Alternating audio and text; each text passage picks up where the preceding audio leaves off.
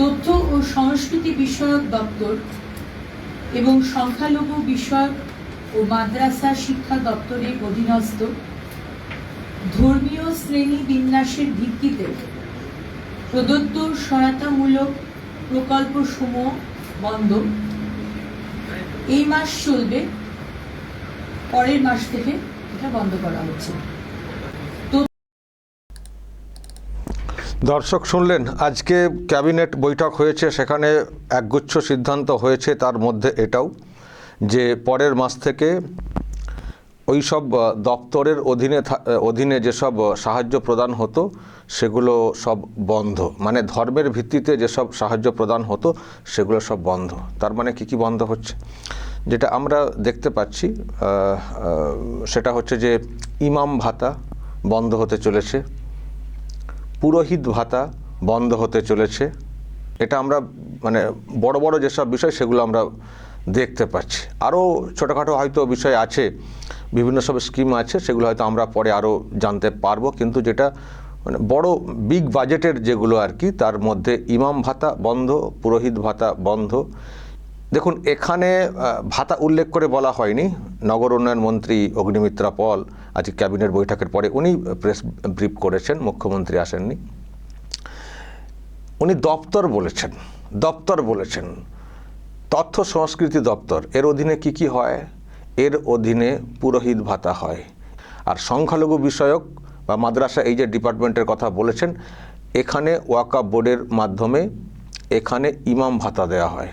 আর সবটাই হচ্ছে ধর্মের ভিত্তিতে, ধর্মীয় ভিত্তিতে। ফলে উনি একেবারে বিভাগ উল্লেখ হয়তো করেননি, কিন্তু যে কথাগুলো বলেছেন দপ্তর উল্লেখ করেছেন এবং ধর্মীয় ভিত্তিতে এই যে কথাগুলো উল্লেখ করেছেন, তার মানে এখানে এইগুলো কিন্তু আমরা পরিষ্কার দেখতে পাচ্ছি যে তার মানে এগুলো হচ্ছে, ইমাম ভাতা বন্ধ হচ্ছে, পুরোহিত ভাতা বন্ধ হচ্ছে, আরও যেসব ধর্মীয় অ্যাঙ্গেলে যেগুলো সব যা স্কিম আছে সব কিন্তু বন্ধ হয়ে যাচ্ছে। এ মাস পর্যন্ত চলছে, পরের মাস থেকে সব বন্ধ। প্রিয় দর্শক, আমি শফিকুল ইসলাম এবং আপনারা দেখছেন আরামবাগ টিভি। কি বলবেন, ঠিক না ভুল? দর্শক নিশ্চয়ই আপনারা কমেন্ট করবেন। ধর্মের ভিত্তিতে এই যে সব সাহায্য প্রদান হতো সেটা কতটা যুক্তিযুক্ত ছিল নিশ্চয়ই আপনারা বলবেন। সরকারের কাজ কি ধর্মীয় বিষয়ে সাহায্য করা? আমরা এই পুজো কমিটিগুলোকে অর্থ প্রদান ইত্যাদি ক্ষেত্রে অনেকবার প্রশ্ন তুলেছি যে সরকার কেন এইসব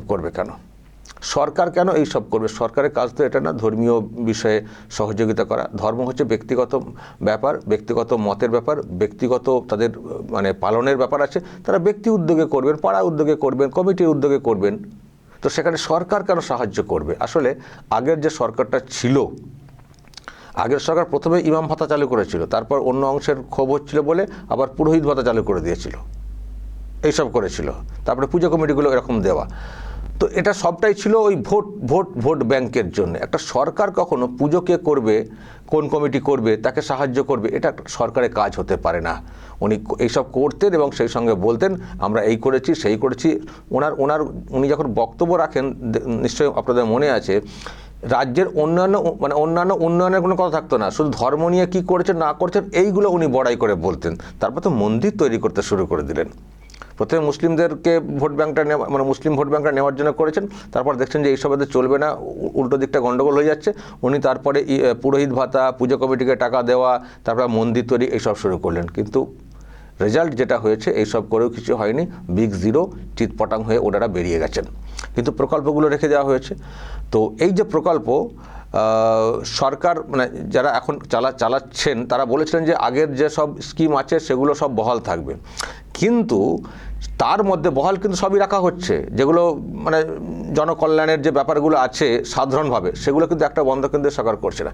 কিন্তু ধর্মের ভিত্তিতে কেন? এটা সত্যি অনেকের কাছে খুবই আপত্তিকর ছিল যে ধর্মের ভিত্তিতে কেন, ধর্মের ভিত্তিতে কেন?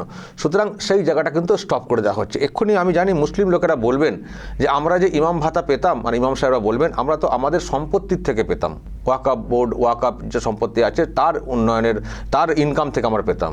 তার ইনকাম থেকে কি হয়ে যায়? ভালো করে খোঁজ নিয়ে দেখবেন। মুখ্যমন্ত্রী নিজেও অনেকবার, মানে প্রাক্তন বিতাড়িত মুখ্যমন্ত্রী উনি অনেকবারই বলেছেন আমরা টাকাটা দিচ্ছি ওয়াকফের বোর্ডের মাধ্যমে ডিস্ট্রিবিউট করা হয়।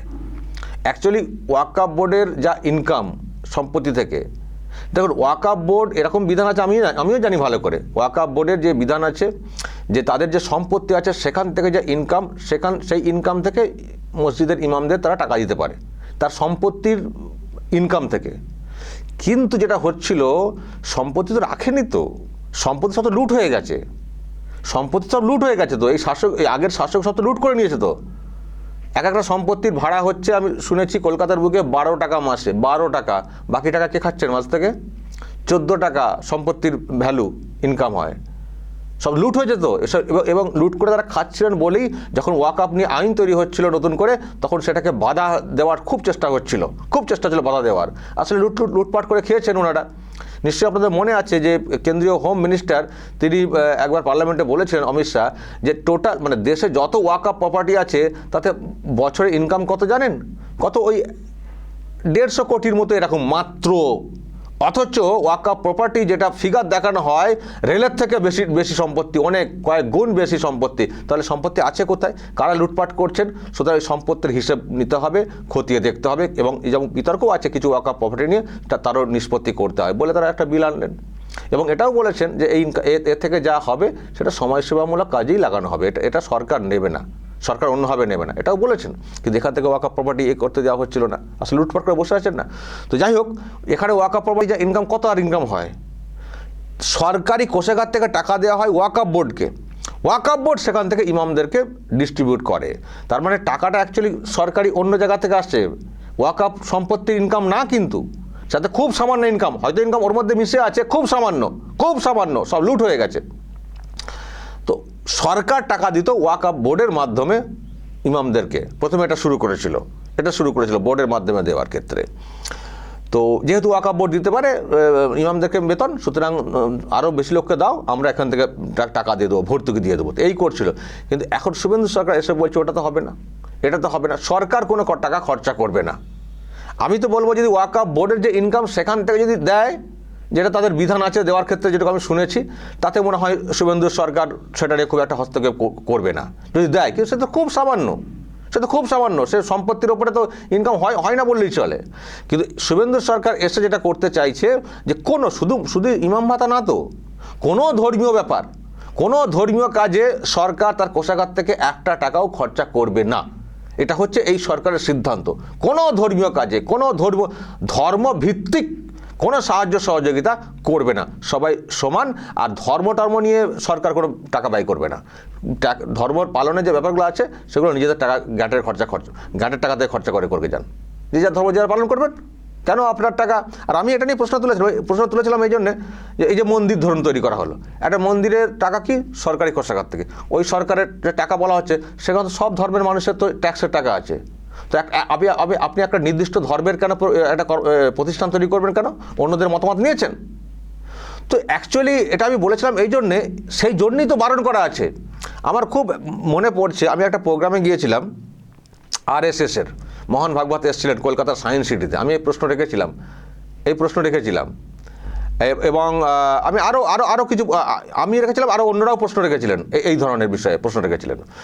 তো সেখানে কিন্তু উনি একটা বিষয় পরিষ্কার করে দিয়েছিলেন যে এই যে সরকার কখনো ধর্মীয় কোনো এতে খরচ করতে পারে না, এটা অনুচিত, এটা কিন্তু উনি বলেছিলেন। সম্ভবত অন্য একজনের প্রশ্নের উত্তরে বলেছিলেন, আমি একটা অন্য প্রশ্ন করেছিলাম, হয়তো আপনার মনে আছে। যাই হোক, আমি ওখানে শুনেছিলাম উনি কিন্তু পরিষ্কার করে দিয়েছিলেন যে মানে সরকার কখনো কোনো ধর্মীয় প্রতিষ্ঠান বা এইসব কিছু করতে পারে না, এইসব ক্ষেত্রে টাকা পয়সা খরচ করা অনুচিত। RSS প্রধান এমন মন্দির নিয়ে প্রশ্ন তৈরি ছিল, মন্দির নিয়ে, এখানে মন্দির তৈরি করা হচ্ছে এটা নিয়ে, তাতেও কিন্তু উনি বলেছিলেন যে সরকার কখনো এটা করতে পারে না। তো এটা নিয়ে আমাদের অনেক বলার জায়গা ছিল। তো সেই জন্যই বলছি যে এই যে সরকার এসে সিদ্ধান্তটা নিল যে ধর্মভিত্তিক কোনো বিষয়ে সরকার একটা টাকাও খরচা করবে না, আমার তো মনে হয় ঠিক সিদ্ধান্ত নিয়েছে। এবার ওয়াকফ বোর্ড তার সম্পত্তি বের করুক, যেগুলো লুট হয়ে রয়েছে, তৃণমূল কংগ্রেসের লোকেরা, মন্ত্রীরা যেগুলো সব লুট করে রয়েছে সেগুলোকে উদ্ধার করুক, ওয়াকফ বোর্ড উদ্ধার করে সেই টাকা, তাদের যেহেতু বিধান আছে এই টাকা তারা ইমামদের দিতে পারেন মসজিদ পরিচালনা করার জন্য ওয়াকফ বোর্ডের, তো তারা সেখানে দিতে পারে। আগে জমি জায়গাগুলো সব উদ্ধার করুক না। তৃণমূল কংগ্রেসের এই ববি হাকিমদের ক্ষেত্রে তো প্রশ্ন তৈরি হয়েছিল, আরও অনেকের ক্ষেত্রে, তো সে টাকা তারা উদ্ধার করুক, তাতে চাপ দিক। বরং বিজেপির সরকারকে বলুন মুসলিম লোকেরা যে যত সব ওয়াকফ প্রপার্টি আছে সব লুট হয়ে রয়েছে, দখল হয়ে রয়েছে বেনামে, এগুলো উদ্ধার করুন আপনারা। আমার মনে হয় শুভেন্দু সরকার সেটা চেষ্টা করবে। আর এমনিতেই তো নথিভুক্তকরণের ব্যাপারটা তো আছেই, আগের সরকার তো ডুবিয়ে গেছে, নথিভুক্ত সময় করতে দেয়নি, ফলে অনেক নাম তো এদিক ওদিক হয়ে গেছে। তো যেগুলো আছে সেইগুলো কী অবস্থায় আছে সেগুলোকে উদ্ধার করুক, তার প্রপার ইউটিলাইজ করুক, সেখান থেকে ইনকামটা হোক, তারপর ওয়াকফের যে তাদের যে নিয়ম আছে সে অনুযায়ী তারা কাজ করবে। কেন্দ্রীয় হোম মিনিস্টার পরিষ্কার বলেছে যে বলেছেন উনি যে সম্পত্তি আছে তার সমাজসেবামূলক কাজের যে কথা রয়েছে সেটা তারা করবে। কিন্তু আমরা চাই এইসব সম্পত্তি কোথায় কী আছে সেগুলো ঠিক করে দেখা হোক, আর যে বিতর্কগুলো আছে ওয়াকফ বোর্ডের মানে ওয়াকফ সম্পত্তি না জোর করে চাপিয়ে দেওয়া তারও নিষ্পত্তি করা হোক, সেটা উনি চেয়েছেন। ফলে সম্পত্তি যদি ইমামদেরকে দেওয়ার ব্যাপার থাকে ওয়াকফ বোর্ডের প্রপার্টি থেকে, তাহলে তার ইনকাম সম্পত্তি প্রথমে খতিয়ে দেখা হোক এবং তার ইনকাম হিসেবটা দেখা হোক, তারপর সেই মতো করে চলবে। সরকার কেন অন্য দিক থেকে খরচা করবে কেন? আর এই যে ধরুন পুরোহিত ভাতা তাদের দেবত্ব সম্পত্তি আছে, তো দেবত্ব সম্পত্তির অধীনে যা যেখানে আছে তার অধীনে পুরোহিতদেরকে যদি দেওয়া হয় দিক না, তাতে তো শুভেন্দু সরকার নিশ্চয়ই কোনো আপত্তি করবে না। দেবত্ব সম্পত্তি আছে, দেবত্ব সম্পত্তির ইনকাম থেকে পুরোহিতদেরকে ভাতা দেওয়ার ব্যবস্থা করা যেতেই পারে।